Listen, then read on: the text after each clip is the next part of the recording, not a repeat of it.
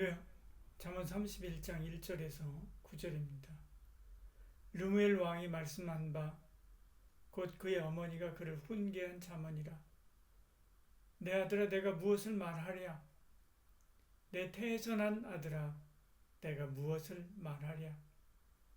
서원대로 얻은 아들아 내가 무엇을 말하랴? 내 힘을 여자들에게 쓰지 말며 왕들을 멸망시키는 일을 행하지 말지어다. 르무엘아, 포도주를 마시는 것이 왕들에게 마땅하지 아니하고 왕들에게 마땅하지 아니하며 독주를 찾는 것이 주권자들에게 마땅하지 않도다. 술을 마시다가 법을 잊어버리고 모든 곤고한 자들의 송사를 굽게 할까 두려우니라. 독주는 죽게 된 자에게, 포도주는 마음에 근심하는 자에게 줄지어다.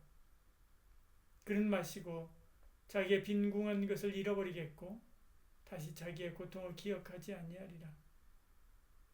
너는 말 못하는 자와 모든 고독한 자의 송사를 위하여 입을 열지니라. 너는 입을 열어 공의로 재판하여 곤고한 자와 궁핍한 자를 신원할지니라. 아멘.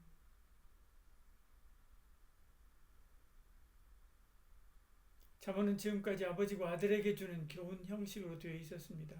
근데 이 마지막 장에서는 어머니가 아들에게 주는 형식으로 말씀하지요. 1절, 2절에요. 르무엘 왕이 말씀한 바 곧 그의 어머니가 그를 훈계한 잠언이라. 아들아 내가 무엇을 말하랴?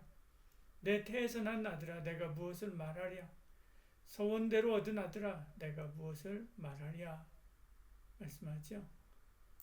르무엘이 누군가에 대한 의견은 분분합니다.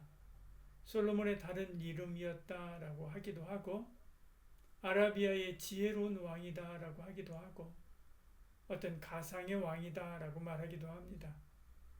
사실 솔로몬은 하나님께 사랑을 입은 자라고 하는 뜻의 여디디아라고 하는 애칭이 있었듯이 르무엘이라고 하는 하나님께 속해 있다라고 하는 의미로도 불렸을 가능성이 많습니다. 전승이나 다수의 학자는 르무엘이 솔로몬의 애칭이었던 것으로 봅니다. 이 장에 나오는 교훈은 그가 말년에 하나님의 뜻을 따라 살지 못했다고 하는 것을 우리에게 반증하는 것이기도 하지요. 지혜로운 사람이 지혜로운 어머니의 교훈을 듣고 자랐어도 그 뜻대로 살지 않으면 아무 소용이 없습니다. 솔로몬의 말년은 그렇게 어머니의 뜻을 버린 그런 시기였지요. 진주를 알아봐도 소중하게 여기지 못하는 사람은 진주를 알아보지 못하는 돼지만큼이나 사실은 우매한 것입니다.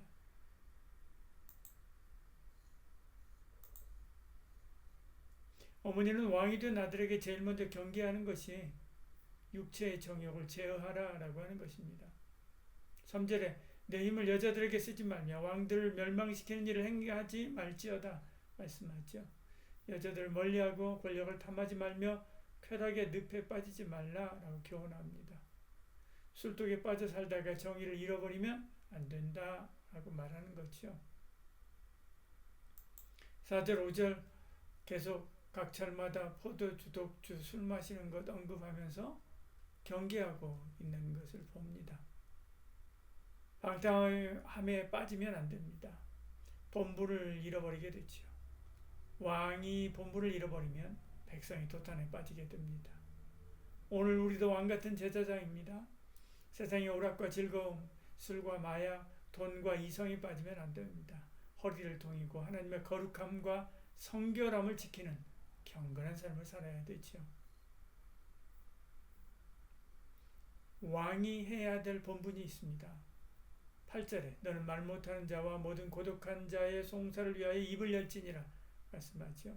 말 못한 자는 부당한 대우를 받아도 목소리를 내지 못하는 약한 사람입니다. 고독한 자는 도와줄 사람이 없는 사회적 약자지요. 곤고한 자와 궁핍한 자를 위해 입을 열어야 됩니다. 왕은 법 없어도 살 사람을 위해서 있는 것이 아니라 법이 있어야 겨우 살 수 있는 사람을 위해 있는 것이지요. 법이 그들을 보호해 주어야 사는 사람입니다. 법조차도 그들을 지켜주지 못하면 더는 물러설 자리가 없는 거지요. 오늘날에도 그런 사람이 많습니다. 그들이 손이 되어주고 입이 되어주는 것, 이 교회가 해야 할 일입니다. 기도하겠습니다. 주님, 법은 최소한의 가림막입니다. 이 법이 없으면 살 수 없는 연약한 이들이 있습니다. 그런데 때론 법조차도 정의를 외면할 때가 있습니다. 우리 그리스도인이 진리의 말씀 위에 굳게 서서 하나님의 공의가 흐르게 해야 합니다. 그렇게 우리를 진리의 병기로, 이 시대를 수호하는 진리의 병기로, 연약한 자들을 돕고 섬기는 진리의 병기로